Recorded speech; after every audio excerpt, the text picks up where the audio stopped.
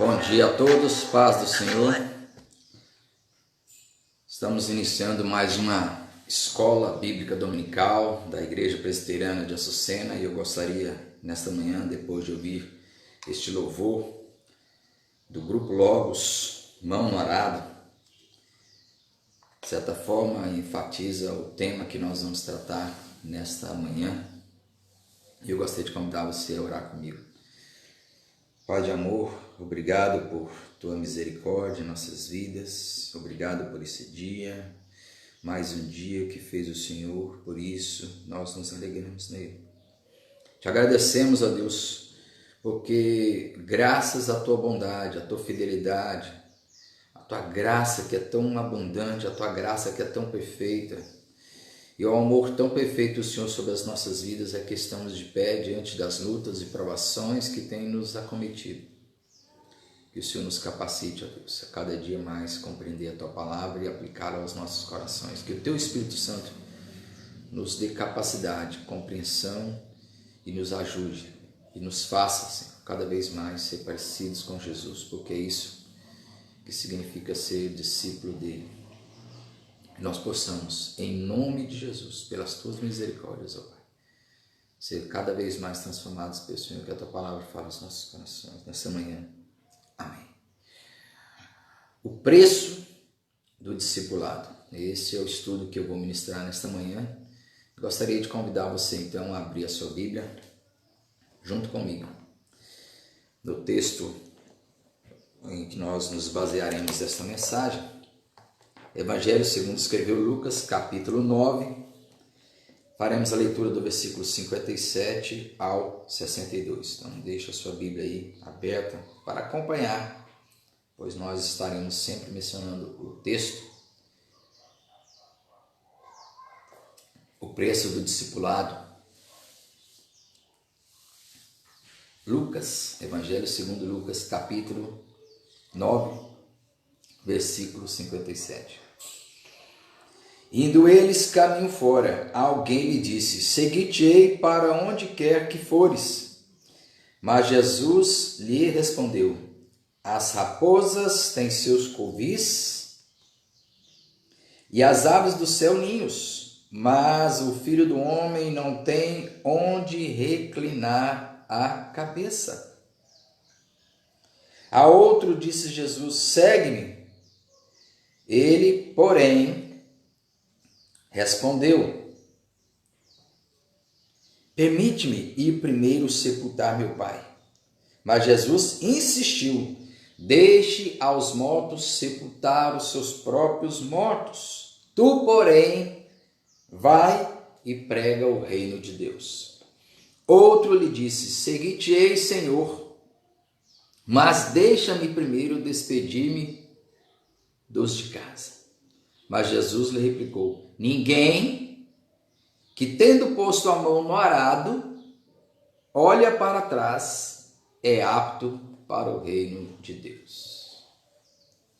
O preço do discipulado. Nós encontramos Jesus aqui diante de 3 candidatos ao discipulado. Interessante que nós podemos perceber algumas semelhanças entre esses candidatos e algumas diferenças. Veja, a nossa vida é uma vida que sempre é uma vida de decisões. Nós tomamos decisões todos os dias, já parou para pensar nisso? A todo momento nós tomamos decisões.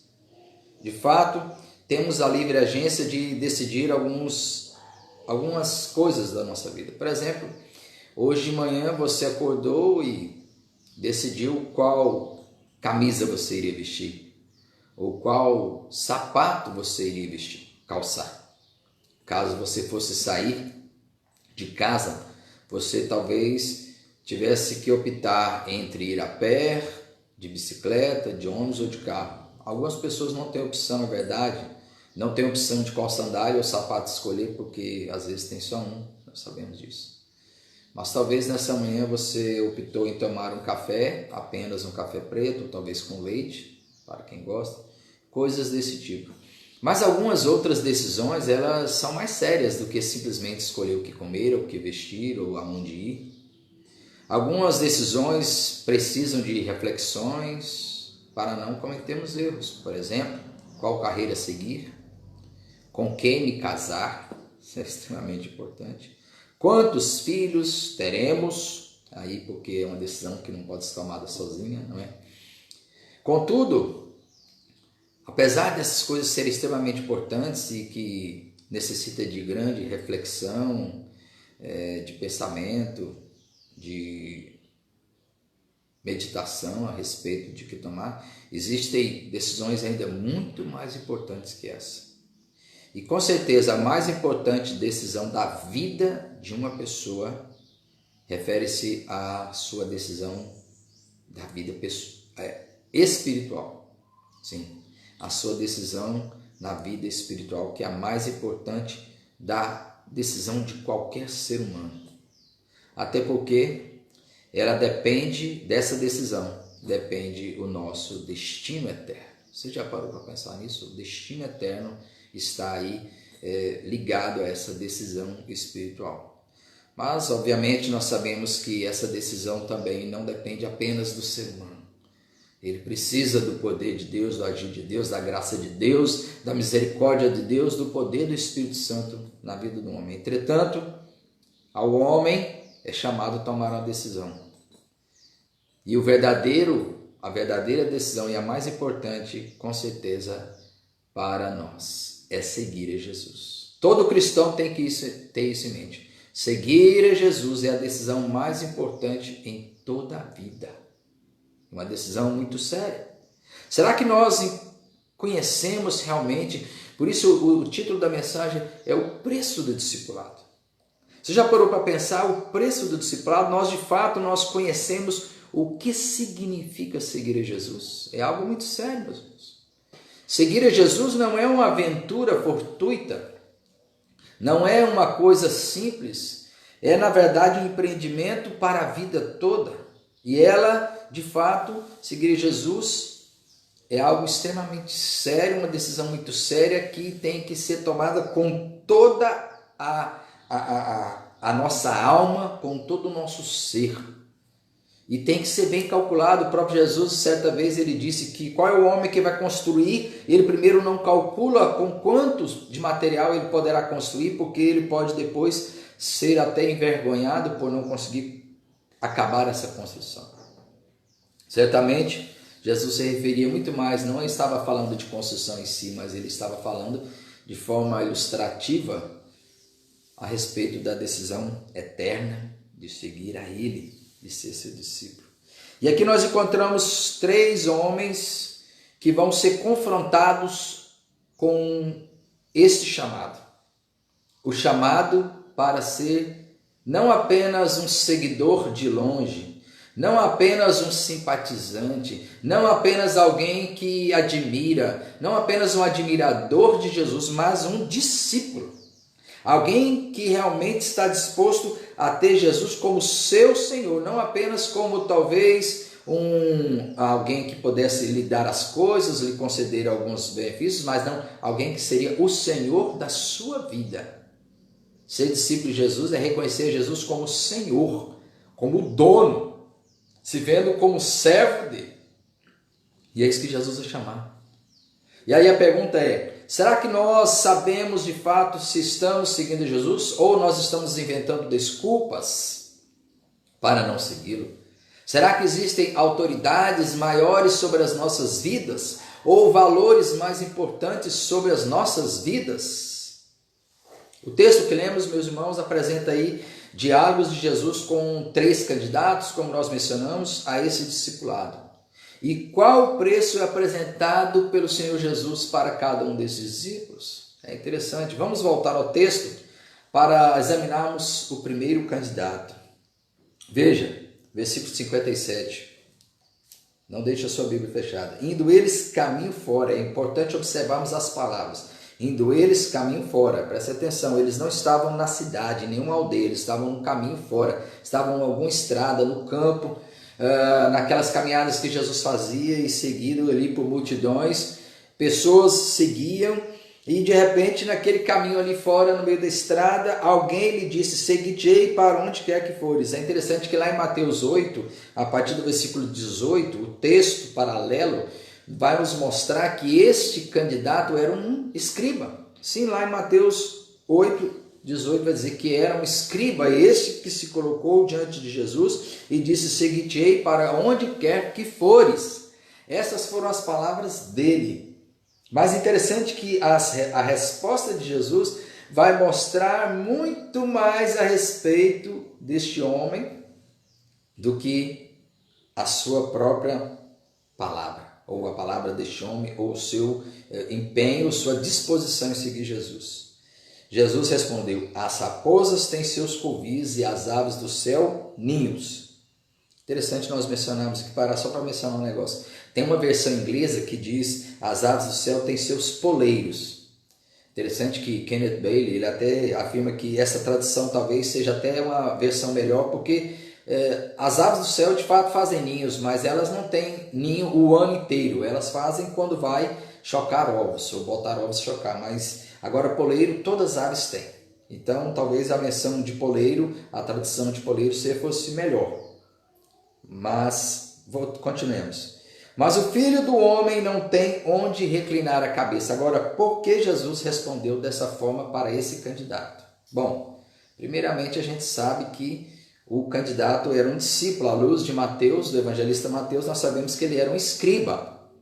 Bom, nós sabemos muito bem que os escribas, geralmente, eles não eram pessoas dispostas a seguir Jesus, né? A gente sabe muito bem que é ao contrário. Os escribas, os fariseus, eles muitas vezes, na maioria das vezes, eles criticavam Jesus, eles perseguiam Jesus, eles se levantavam contra Jesus, mas geralmente não seguiam Jesus, não estavam dispostos a seguir Jesus. Mas então, porque este homem, que era um escriba, um homem que geralmente não confiava em Jesus, não tinha nenhum interesse em seguir Jesus, vai dizer essas palavras? Bom, a resposta de Jesus vai mostrar muito mais sobre isso do que a própria disposição dele. Em primeiro lugar, o discípulo de Jesus, ele não deve esperar uma vida de vitória, uma vida de comodismo, uma vida de conforto,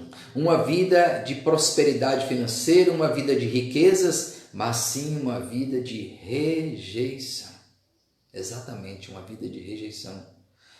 Por que esse escriba, então, sabendo, talvez, sendo um homem que geralmente ele era adversário de Jesus, não tinha interesse nas coisas de Jesus, porque ele se oferece para seguir Jesus? Talvez porque esse escriba ainda não havia compreendido o preço. Ele ainda não havia entendido o que era seguir Jesus. E é interessante isso, porque Jesus conhecia o seu coração. A resposta de Jesus mostra que Jesus conhecia o seu coração.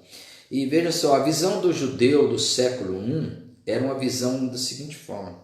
Eles esperavam sim o Messias, mas na visão deles, o Messias viria como um homem poderoso que iria derrotar todo o Império Romano, iria destruir o poder do Império, então iria trazer novamente a Israel o poder, o domínio sobre si mesmos, e eles então, a nação de Israel, se tornaria uma nação muito próxima, porque eles seriam um rei poderoso que iria dominar todos os povos. De onde ele se baseia isso? Lá de Daniel. Na visão de Daniel, lá no capítulo 7, eu vou ler esse texto, se alguém quiser acompanhar, mas eu vou ler aqui na minha Bíblia, Daniel capítulo 7, o versículo 13 e 14, é um texto muito conhecido, né, que fala a respeito exatamente uma profecia acerca de Jesus, mas não para aquele momento. Vejamos. Eu estava olhando nas minhas visões da noite, eis que vinha com as nuvens do céu, um como filho do homem. Claramente uma visão a respeito do Filho do Homem e do Messias. E dirigiu-se ao Ancião de Dias e fizeram chegar até ele. Foi-lhe dado domínio e glória e o reino, para que os povos, nações e homens de todas as línguas o servissem. O seu domínio é domínio eterno, que não passará, o seu reino jamais será destruído. Interessante que em Israel, então, a visão que se tinha do Messias é que ele viria com poder, o poder tão grande que todos os povos iriam submeter a ele, inclusive os romanos, que naquela época era um império poderoso, que havia dominado todos os povos e dominava todas as nações, e eles haviam feito com que os tentáculos do seu reino ali, Júlio César havia conquistado várias nações, e aquele império estava dominando também sobre Israel. E eles esperavam então que o Messias viesse libertar. E exatamente essa era a visão desse escriba. À luz do que Jesus responde para ele, essa era exatamente a visão dele, que Jesus iria dominar. Mas a resposta de Jesus é interessante, que traz um pouco dessa visão aí, para corrigir essa visão política que ele tinha. Ele aguardava certamente estar ao lado de Jesus, e quando ele dizia, seguir-te-ei para onde quer que fores, ele queria, em outras palavras, dizendo, eu estarei ao seu lado, Senhor. Porque quando estiveres dominando sobre os romanos, quando estiveres dominando sobre todas as nações, sobre todos os povos, eu estarei aí na corte. Este era o interesse dele, de ser um poderoso, de fazer parte de um reino poderoso, um reino humano. Mas Jesus disse, o meu reino não é deste mundo. De fato, essa profecia de Daniel vai se cumprir, ainda irá se cumprir, mas eles acreditavam que iria se cumprir naqueles dias. De fato, Jesus ele veio não para um reino agora. O domínio de Jesus sobre todos os povos, era um reino espiritual, mas eles acreditavam que era um reino político poderoso. E aí Jesus responde dele da seguinte forma, as raposas têm seus covis. Que raposas, aí Jesus vai usar uma linguagem parabólica, né? Jesus está falando provavelmente aí de Herodes. Ele havia já chamado, diga aquela raposa. Então, Jesus certamente se referia àqueles povos, né? A raposa era símbolo dos idumeus e o Herodes era originário deste povo, dos idumeus. Então, ele está dizendo, você quer ter realmente, você está interessado em ter uma vida de conforto, de poder, de domínio? sabe de uma coisa, olha, onde está Herodes? Está no palácio. Vá após Herodes, é isso que Jesus está dizendo para ele. Você quer domínio? Você quer poder? O que está entendendo no seu coração, o desejo de ter, realmente fazer parte de um governo poderoso, de um reino poderoso que irá dominar todos os povos? Você tem que ir após Herodes. Vá após a raposa, porque a raposa está lá, confortável no seu covil. De fato, o Messias veio, mas não há poder para o Messias, não há lugar nem mesmo para o Messias nos palácios, nos castelos, porque lá estão as raposas, está lá Herodes. Além disso, as aves, né, têm seus ninhos ou seus poleiros, eram uma referência aos povos gentios, muito provavelmente até aos romanos. Jesus está dizendo, os romanos têm seu poder também, têm seus ninhos, seus poleiros. Inclusive é interessante que até o estandarte de Roma é uma águia, né? Então quando Jesus fala que as aves do céu, elas têm seu poder, têm seus ninhos, seus poleiros, se refere aos romanos. Os romanos, Herodes, os dominadores deste mundo, os poderosos deste mundo têm o seu lugar ao sol, eles têm os seus lugares de conforto, e você quer realmente algo assim? Então busque nesses homens. Vá após Herodes, vá após os romanos, vá após os Césares. Mas se você realmente está disposto a me seguir, você tem que saber de uma coisa. O Filho do Homem, este que você está aguardando que irá ter domínio sobre todos os povos, ele não tem onde reclinar a cabeça. Você quer me seguir? Você está disposto a sofrer? Aquele homem, ele não tinha nem ideia de que ao seguir Jesus ele passaria por privações, por provações, porque em nenhum momento Jesus disse, no mundo tereis carrões, mansões e milhões, mas no mundo tereis aflições. Aquele homem não entendia isso, aquele candidato acreditava que poderia ter um lugar ao sol de poder, de domínio, um lugar onde ele poderia estar ao lado de um rei poderoso, de um dominador poderoso, de um império poderoso, e ele estaria ali, ele faria parte da corte, quem sabe se tornaria um ministro deste poderoso rei que ele acreditava que poderia ser. Mas Jesus disse, olha, o Filho do Homem não tem onde reclinar a cabeça. Você vai nos mostrar uma coisa interessante a respeito da visão que Jesus tinha dos discípulos, das multidões. Mais adiante nós vamos falar sobre isso. Sabe, apesar de Jesus ser o Senhor do universo, o Senhor de todas as coisas, apesar de que realmente todos os povos seriam dominados por Ele, mas espiritualmente dominados, essa é a ideia. O meu reino não é deste mundo, não é um reino material, não é um reino de grandiosidade, não é uma teocracia nesta vida aqui para que todos os povos e todos os governos se dominem. Não, mas os corações é que seriam dominados pelo poder de suas palavras, pela graça da sua mensagem. Sabe, apesar de Jesus ser o Senhor do universo, o caminho dele era um caminho de dor e rejeição. E ele estava sendo muito claro para aquele discípulo, ou para aquele candidato a discípulo. Porque talvez ele não tenha aceitado, nós não sabemos. Nós não sabemos se de fato ele veio a se tornar um discípulo aqui, não há uma resposta. Interessante que em todos esses casos, nos 3 casos, nenhum deles traz uma resposta final. E essas respostas em abertas têm um significado. O significado é que nós é que vamos responder. Será que nós estamos dispostos a seguir a Jesus, mesmo sabendo que ele não tem onde reclinar a cabeça? Mesmo sabendo que o caminho de Jesus, o caminho do discipulado é um caminho de rejeição e de dor? Algumas pessoas, não, mas isso era no passado. Não. Ainda hoje, se você realmente quer piamente seguir Jesus Cristo, você padecerá perseguição. O apóstolo Paulo escreveu a Timóteo, falou isso claramente. Jesus disse, bem-aventurados sois vós quando vos perseguirem por causa da justiça, por causa do meu nome. Aí no Sermão do Monte. Muitos hoje também não compreendem o que de fato é ser cristão, o que é ser discípulo de Jesus. Algumas pessoas acham que ser cristão é você ter prosperidade financeira, conforto.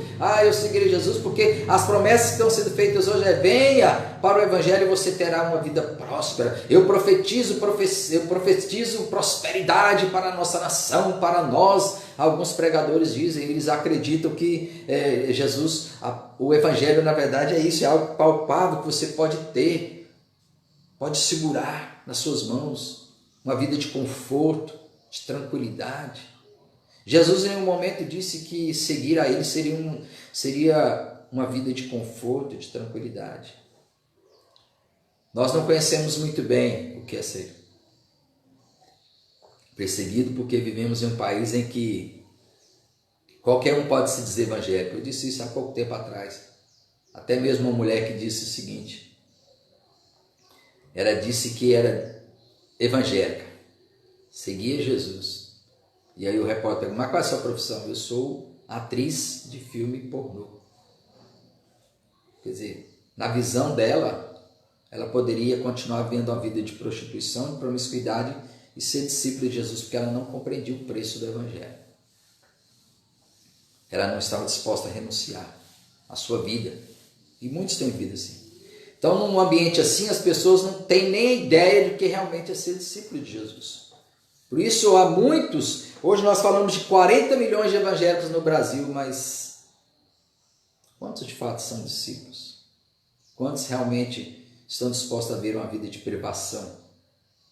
Quantos estão dispostos a seguir um Jesus que não tem onde reclinar a cabeça? Segundo discípulo que se candidata, aliás, segundo candidato a discípulo, ele foi chamado. Interessante que o primeiro ele se prontificou a seguir Jesus. O segundo, versículo 59, o próprio Jesus disse a ele, segue-me. Ele, porém, arrumou, vamos dizer, uma justificativa para não seguir Jesus naquele momento. E ele vai dizer o seguinte, permite-me ir primeiro sepultar meu pai. Só que Jesus insistiu e disse o seguinte, deixe aos mortos os sepultar os seus próprios mortos. Tu, porém, vai e prega o reino de Deus. Em segundo lugar, meus irmãos, nós podemos dizer que o discípulo de Jesus, ele não coloca a sua cultura, nem os seus valores, nem os seus costumes, nem os seus sonhos, nem as suas prioridades humanas acima do chamado do discipulado. Sim, nós vamos entender isso. Por quê? Porque nós precisamos entender o que significa a expressão sepultar o Pai. Sepultar meu pai. Porque alguns chegaram a entender que na verdade aquele jovem estava pedindo para Jesus o seguinte, Jesus, meu pai acabou de morrer, eu preciso ir lá sepultar ele. Mas não era isso. Até porque, veja, o versículo 57 diz que eles estavam indo caminho fora, eles não estavam na cidade, eles não estavam em nenhuma aldeia, eles não estavam próximos da casa de ninguém. Então o que aquele jovem, se o pai dele havia morrido, o que ele estava fazendo na beira do caminho ali? Obviamente não é isso que ele queria dizer. E é exatamente isso que significa. Sepultar o pai não é simplesmente porque o pai dele havia morrido, mas sepultar o pai era uma expressão comum naquela época. Havia um costume muito rígido naquela cultura que o filho deveria ficar próximo ao seu pai e que ele deveria cuidar do seu pai até que seu pai morresse. Talvez aquele jovem ele tivesse entre 30 e 30 e poucos anos, porque Jesus era um rabi. Havia muitos discípulos, geralmente eram da mesma idade, um pouco mais jovens, ele tinha apenas 30 anos, Jesus. Esse jovem talvez tivesse algo como essa idade. Seu pai ainda iria viver 20, 30 anos, fosse um homem de 40, 50 anos, talvez ainda fosse viver algum tempo a mais. E o que ele estava dizendo é, Senhor, eu quero te seguir, mas seguinte, eu preciso cumprir essa tradição.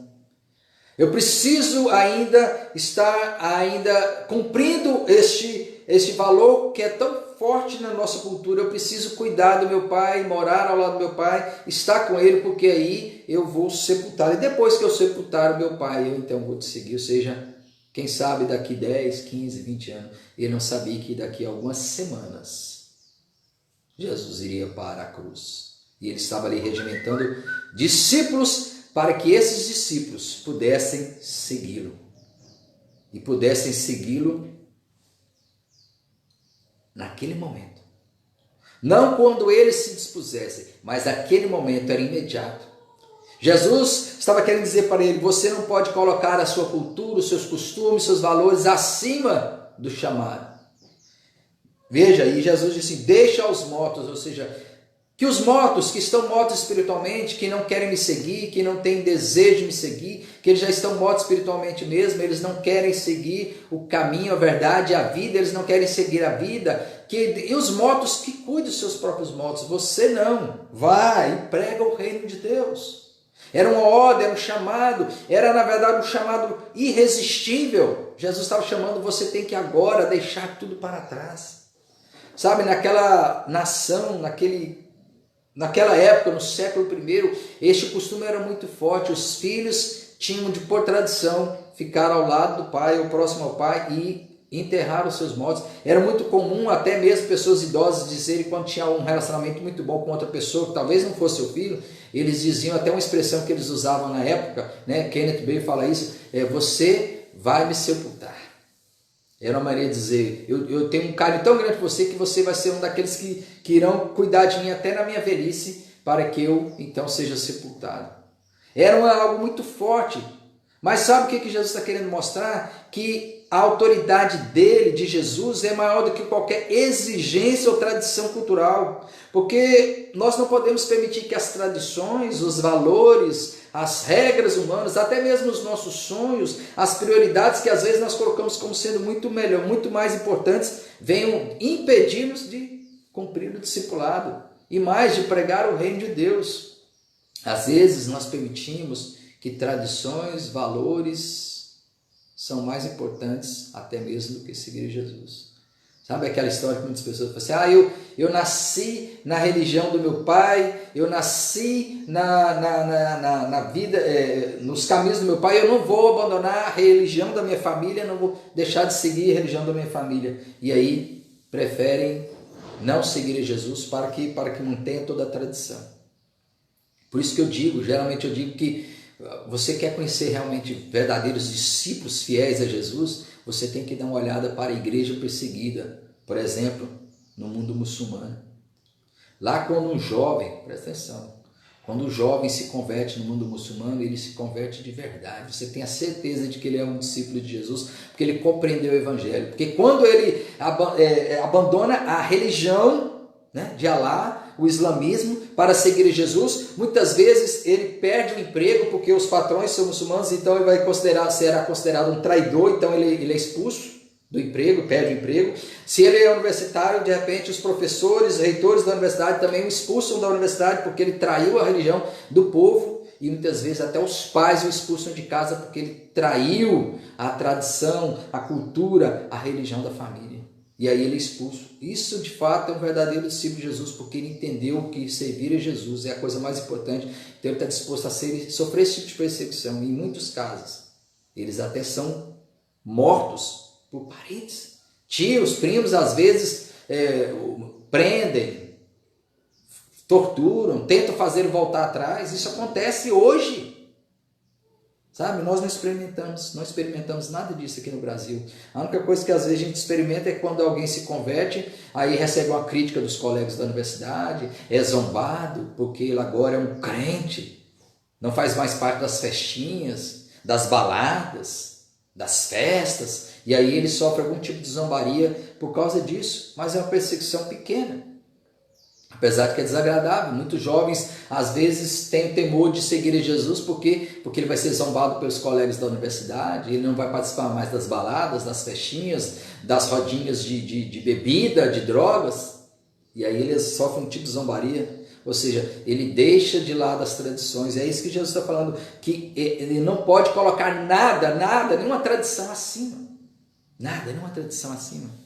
O preço do discipulado é muito grande. Sabe, o chamado de Jesus aos discípulos inclui o reino de Deus. Isso é muito importante, essa palavra aqui, porque é um chamado irresistível que ele traz. Olha, tu, porém, deixe que os mortos lá, eles estão mortos mesmo espiritualmente, deixe que ele cuide lá dos mortos. Você não, vá lá e pregue o reino de Deus,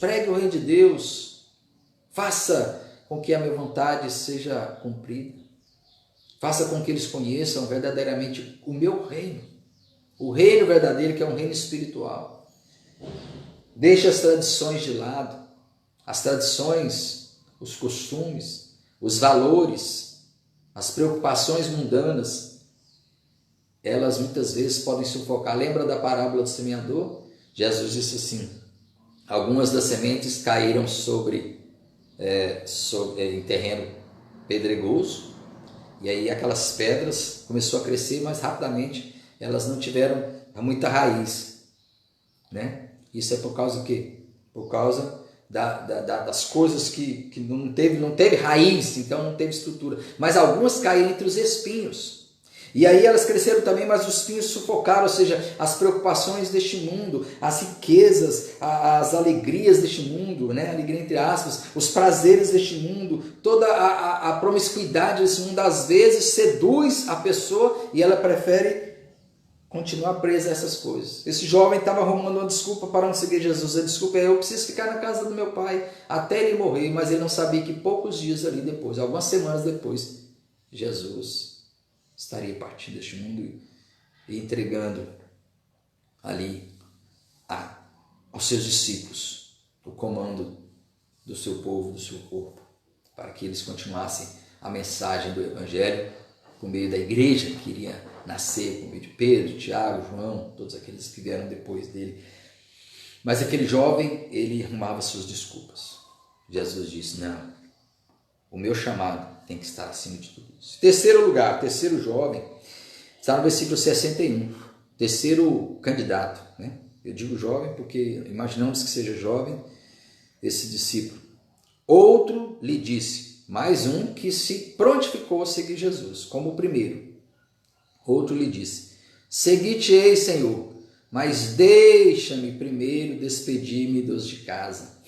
Ele está fazendo a mesma coisa que o segundo. Ele é semelhante ao primeiro que ele se oferece, mas semelhante ao segundo, ele está colocando uma condição, e a condição dele é despedir-se de casa. Bom, mas despedir-se parece ser uma coisa tão fácil, né? Tão simples. Qual o problema? Jesus poderia dar permissão. Lembra que quando Elias chamou a Eliseu, jogou a capa sobre ele, Eliseu: pera que eu vou despedir dos meus pais. Elias permitiu, foi lá, fez um churrasco dos bois, né? Pegou ali todo aquele arado, quebrou toda a madeira, acendeu a lenha, fez um churrasco, chamou o povo, distribuiu, depois beijou os pais e foi seguir Elias. Se fosse isso, com certeza Jesus não imporia, mas não é. Na verdade, quando ele diz: deixa-me primeiro despedir-me dos de casa, na verdade tem um significado cultural aqui também, que nós vamos mencionar daqui a pouco, para nós entendermos. Mas vejamos a resposta de Jesus. Jesus lhe replicou: ninguém que tendo posto a mão no arado olha para trás é apto para o reino de Deus. Em terceiro lugar, meus irmãos, o discípulo de Jesus, ele não coloca outra autoridade acima da autoridade do Senhor. Não. Nenhuma outra autoridade pode ser maior que a autoridade de Jesus. Exatamente. A autoridade de Jesus é maior do que qualquer outra autoridade, mesmo a autoridade dos pais. E aí a gente precisa entender, quando ele disse: primeiro deixa-me despedidos de casa, na verdade, o que ele estava dizendo ali no meio de todo aquele povo, porque ali Jesus estava sendo cercado por muitos, veja que eram várias pessoas conversando com Jesus. E esse discípulo, certamente ele queria mostrar, né? Ele provavelmente, que ele bem entende assim, que provavelmente ele estava querendo mostrar para todo mundo: olha, eu sou um candidato, eu quero seguir Jesus, o problema é que eu não vou conseguir, porque ele disse assim: deixa-me despedir de casa. Na verdade ele estava dizendo: eu tenho que ir lá, Senhor, pedir permissão aos meus pais. Se meu pai e minha mãe permitirem, então eu vou seguir ao Senhor. Mas pense bem, será que os pais iriam permitir? A este homem seguir um jovem rabi, desconhecido, odiado pelos religiosos escribas e fariseus, perseguido por sacerdotes, já sendo mal visto por todos e já sendo chamado de um homem comelão, beberrão, amigo de pecadores, até mesmo de endemoniado. Ele havia acabado de falar para o primeiro candidato que ele não tinha onde reclinar a cabeça. Os pais iriam permitir que ele seguisse a Jesus? Eles iam permitir ele entrar numa furada dessa, entre aspas, um barco furado dessa? Seguir um homem que nem tem onde reclinar a cabeça, um homem que está sendo seguido pelos religiosos, pelas maiores autoridades? Não. Os pais não iam dar autoridade, coisa nenhuma. E aí ele poderia ter uma desculpa: Senhor, até que eu queria, mas meus pais não permitiram. Era essa a intenção dele. Deixa-me pedir a permissão. Jesus disse assim: não, meu amigo, quem põe a mão no arado e olha para trás ele não é apto para o reino de Deus. E aí a gente precisa entender essa parábola de Jesus. Porque assim como no primeiro caso, no caso da raposa, das aves, Jesus também vai dizer outra parábola para esse terceiro candidato, que é a parábola do arado. Nós precisamos entender o que significava o arado. Naquela época, eu até pus essa música, no início, este hino, quem tem posto a mão no arado não pode mais olhar para trás. Por quê? Veja só, Jesus disse que aquele que põe a mão no arado e olha para trás não é apto para o reino de Deus. O arado, nós temos que entender o seguinte, o arado naquela época não é como o arado de hoje. O arado de hoje, imagina, hoje o arado são discos de ferro, de aço, que são acoplados a tratores, que sai triturando tudo, pedra, raiz e tudo mais. Naquela época não, o arado era algo simples. O arado era puxado por um boi, era geralmente comum, ele era feito de madeira, era uma estrutura de madeira assim, em V, e tinha uma ponta, um pedaço de madeira que ia cavando sulcos na terra. O homem que arava, o agricultor, o campesino, ele pegava com uma mão, provavelmente a esquerda, se ele era destro, ele iria com a mão esquerda ali conduzindo, e com a mão direita ali ele conduzindo o boi, usando o aguilhão e tocando o boi com ferro assim para que o boi pudesse seguir certinho. Ele traçava uma linha e ele tinha que ficar olhando entre as pernas do boi a linha para que pudesse arar corretamente. Ele tinha que fazer vários e vários sulcos na terra. Ele fazia o primeiro, depois fazia mais largos para que pudesse ter água, a água pudesse acumular água e também houvesse uma drenagem dessa água. Depois ele cavava outros valas bem certinhas para jogar semente, depois ainda tinha que cobrir. Então tudo isso tinha que fazer com muito cuidado, e ele não podia nem olhar nem para a esquerda nem para a direita, mas o tempo inteiro olhando, porque poderia encontrar pedras, e se batesse numa pedra quebrava, se pegasse numa raiz também o boi ia puxar até quebrar. Então ele tinha que estar atento o tempo inteiro, olhando para frente, com todo cuidado, com toda diligência, fazendo vários sulcos na terra até que a terra estivesse bem preparada para receber a semente. E aí Jesus usa essa figura, essa linguagem agrícola, para dizer o seguinte: quem olha para trás não é apto, porque pode pôr todo o serviço a perder. Então a pessoa estava arando e ela distraía, olhava para trás, ela poderia quebrar tudo, ou então de repente ia se desviar, o arado iria acabar tudo, as sementes poderiam não ficar cobertas, vinham as aves e comiam as sementes, como ele conta na parábola do semeador. Então veja que a pessoa tinha que tomar todo um cuidado, tinha que ter toda uma cautela, tinha que ter toda uma diligência. Ele não poderia ter a sua mente dividida, ele tinha que estar 100% concentrado no seu serviço de arar a terra. O que Jesus está querendo ensinar é que aquela que seguir a ele, ser seu discípulo, ele tinha que ter uma lealdade somente a Jesus. Ele não poderia ter a sua lealdade dividida. E era isso que o jovem estava querendo mostrar. Ele queria seguir a Jesus, dizia ele, mas ele também tinha que ter a autoridade do Pai, autorização, ou seja, ele tinha uma mente dividida, e Jesus estava querendo, não, a minha lealdade, a lealdade a Jesus, ela não pode ser dividida, ninguém pode servir a dois senhores. Interessante que o apóstolo Paulo, e eu gostaria de chamar a atenção para o que o apóstolo Paulo diz aqui, lá na segunda carta a Timóteo, esse texto vai nos dar um esclarecimento muito interessante. Olha só, ele disse: nenhum soldado em serviço se envolve em negócios desta vida, porque o seu objetivo é satisfazer aquele que o arregimentou. Igualmente, o atleta não é coroado se não lutar segundo as normas. Ou seja, que o apóstolo Paulo está trazendo aqui algo muito parecido com o que Jesus falou. O que Paulo está falando é o seguinte: se você se torna um soldado de Cristo, você não pode se intrometer em negócios dessa vida. Ou você segue a Jesus e vive a Jesus e seja o soldado de Jesus, sirva só ele, ou então você não serve. Você não pode ser, é como atleta. Às vezes a gente vê um atleta ganhando medalha de ouro, de prata, e a gente fala assim: nossa, mas esse atleta, ele é muito bom. Mas na verdade aquele atleta, a gente ou lê sobre eles ou vê reportagens sobre atletas que são campeões de medalha de ouro nas Olimpíadas, de prata, bronze. Esse pessoal passa a vida inteira, assim, 4 anos preparando-se, eles não têm diversão, eles não têm outra coisa a não ser treinar. Eles não fazem outra coisa a não ser treinar. Por isso eles chegam e ganham essas medalhas, porque eles não têm outro objetivo na vida senão serem campeões. Da mesma forma, aquele que segue a Jesus, ele tem que ter um objetivo na vida, é seguir a Jesus. Se ele tiver o seu coração dividido, não tem como. Por isso que o apóstolo, aliás, por isso que o próprio Jesus, né? O apóstolo não, agora, o próprio Jesus vai dizer agora em Mateus, no outro evangelho, quem ama seu pai ou sua mãe mais do que a mim não é digno de mim. Quem ama seu filho ou sua filha mais do que a mim não é digno de mim. E quem não toma a sua cruz e vem após mim não é digno de mim. Ou seja, quem não morre para si mesmo não é digno de mim. Quem ama a si mesmo mais do que a mim. Então nós não podemos amar nem a nós mesmos, nem a nenhum irmão ou filho, nem pai, nem mãe. Jesus não está dizendo que nós temos que rejeitar pais. Ao contrário, a palavra de Deus nos ensina que nós temos que honrar pai e mãe. Mas nós temos que amar a Deus acima até mesmo de nossos pais. Se, por exemplo, os nossos pais são contra nós vivemos o Evangelho ou seguimos a Jesus, eu não posso obedecer meu pai, porque eu tenho que seguir a Jesus antes mesmo que obedecer meu pai. Porque, na verdade, eu não posso amar a meu pai ou minha mãe mais do que a Jesus. Jesus disse isso. Quem ama o pai ou a mãe mais do que a mim não é digno de mim. Até mesmo quem ama a si mesmo mais do que a mim não é digno de mim, porque aquele que não toma a sua cruz, veja, que não morre para si mesmo. Muitas vezes nós queremos agradar os outros, mas por isso nós desagradamos a Jesus. Deixamos Jesus de lado.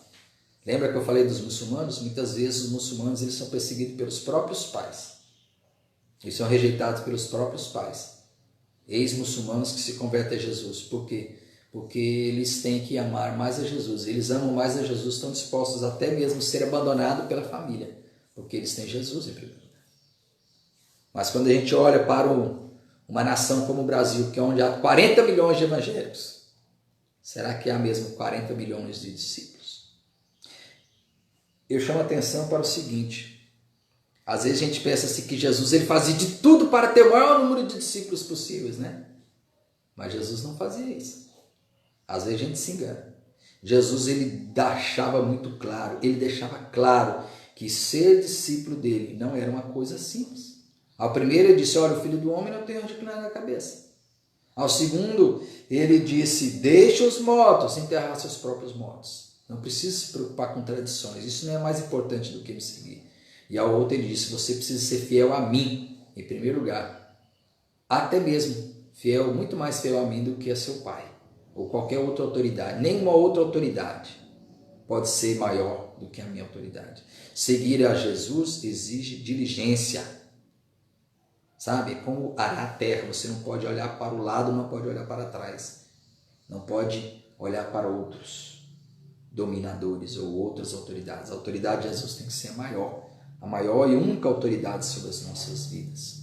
Sabe, Jesus, ele não estava atrás de vários e vários discípulos. Tanto é que certa vez ele começou a falar, quem não comer da minha carne, beber do meu sangue, não pode ser meu discípulo. Aquelas pessoas se escandalizaram e provavelmente ali uns 90% até mais dos seus seguidores foram embora. Você acha que Jesus ficou triste? Ficou chateado porque muitos foram embora? Ele falou para os discípulos, vocês também não querem ir? Por acaso vocês querem ir também? Porque o meu discurso é duro. Aí Pedro disse, não, Senhor, para onde nós iremos se só tu tens as palavras de vida eterna? Amém. Certamente Jesus ficou feliz com isso e eles continuaram. Ainda que titubeando, ainda que quando Jesus foi preso no Getsemane eles fugiram, mas depois foram restaurados e continuaram. Eram multidões e multidões que seguiam Jesus, mas quando a gente chega em Atos havia 120 apenas seguidores que se encontraram, que se reuniram e oravam e perseveravam. E onde estavam os milhares de multidões? Aqueles que jogaram ramos, pediram a crucificação, não é? Pois é, muitas vezes multidões, elas não querem, na verdade são sinais de que são verdadeiros seguidores. Seguidores têm que saber o verdadeiro preço. Ser discípulo de Jesus é um preço alto, sabe?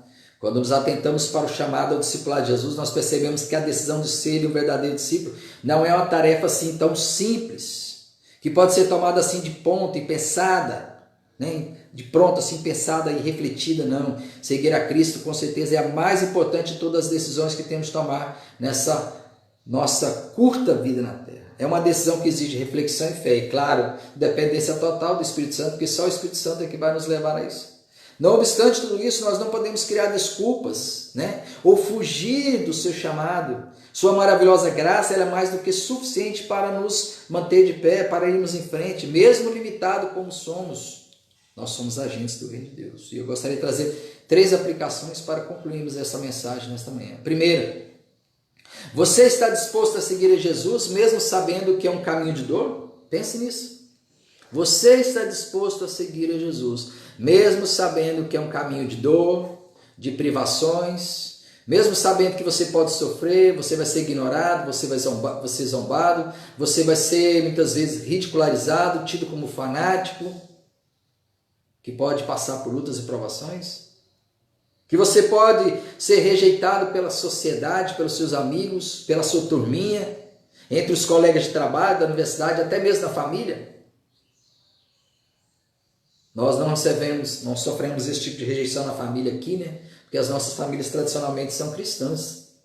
Mas quando nós também realmente somos fiéis, muitas vezes nós somos ignorados e até maltratados por outras pessoas que não querem ser fiéis, que querem viver um evangelho água com açúcar, ou esse tipo de evangelho oba-oba que estão vivendo por aí.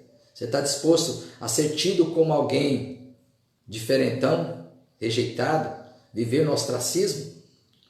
Porque o Filho do Homem não tem onde reclinar a cabeça, você está disposto a seguir alguém assim? Segundo, existe algum valor cultural mais importante para você que ser um discípulo de Jesus? Existe? Será que fazer parte de uma família, de uma tradição é mais importante do que ser discípulo de Jesus?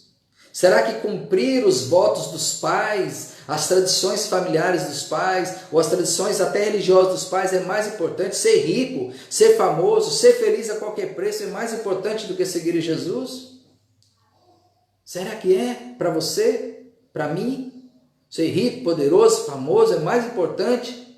Fazer parte de alguma tradição, cumprir algum propósito tradicional ou cultural é mais importante do que seguir Jesus? Essa pergunta é para nós. E por último, a quem você é leal, 100% leal, o tempo inteiro leal? Você está disposto a se submeter à autoridade de Jesus acima de qualquer autoridade, até mesmo a autoridade de seus pais, de seus irmãos, do prefeito, do presidente, do governador, de todos os reis, de todas as autoridades que porventura vierem a proibir você de seguir Jesus, e você está disposto até mesmo a sofrer, ser perseguido e até morto, como nesses países como eu mencionei, os países onde o islamismo domina, onde domina o ateísmo, onde domina o comunismo, onde domina realmente os governos religiosos ou não religiosos, ateus, onde a perseguição é cruenta. Você está disposto a sofrer perseguição até mesmo da família, de pessoas? Você está disposto a não olhar para trás, para os prazeres do mundo, para as riquezas do mundo? Você está disposto a seguir em frente, mesmo em meio às agruras e dificuldades do discipulado, porque não é fácil seguir Jesus? Sabe, às vezes eu fico preocupado, porque nesses lugares onde os cristãos sofrem muito, são poucos cristãos, mas são cristãos que a gente pode ter certeza que são cristãos verdadeiros, porque eles não temem a morte. Agora aqui, nós estamos vendo um período que tem uma pandemia, um vírus, está todo mundo morrendo de medo. Ai meu Deus, será que eu vou morrer? Será que esse vírus vai me matar? Será que eu vou perder meu emprego? Será que nós vamos passar fome? A gente às vezes está desesperado sabendo que a gente não é deste mundo, que este mundo é passageiro, que essa vida é passageira. Nós estamos às vezes morrendo de medo deste vírus, como se tudo fosse acabar. Mas como o apóstolo Paulo falou, nem a morte, nem a vida, nem os anjos do principal, nem as coisas presentes, nem do porvir, nem poderes, nem altura, nem profundidade, nem qualquer outra criatura poderá separar-nos do amor de Deus. Portanto, seguir a Jesus tem que estar acima de qualquer outro objetivo da nossa vida. Nós precisamos seguir em frente. Será que nós estamos dispostos a seguir em frente? E nenhuma outra autoridade será maior do que a autoridade de Jesus sobre as nossas vidas? Ou será que tem alguma autoridade que é maior do que Jesus? Vamos orar mais uma vez. Pai de amor, muito obrigado pelo estudo da Tua Palavra. Que o Senhor venha continuar falando aos nossos corações. Que nós possamos nos submeter à Tua autoridade, Jesus. E que nada poderá nos separar do Senhor. Que o nosso amor seja ao Senhor em primeiro lugar, que nós possamos amar, Deus. Que o Espírito Santo do Senhor nos capacite a amar ao Senhor acima de qualquer outra coisa. Que nós possamos amar a Ti acima mesmo de nossos familiares e até mesmo acima de nós mesmos. Que nós não venhamos amar a nossa própria vida, mas que nós estejamos dispostos, inclusive, a morrer e a ser perseguidos por causa do Senhor. Porque o Senhor morreu por nós também. naquela cruz para nos dar a vida eterna. Muito obrigado, Deus, por isso. Muito obrigado por Jesus. Eu te peço que nos dê graça e a capacitação do Teu Espírito Santo nesse dia, em nome de Jesus.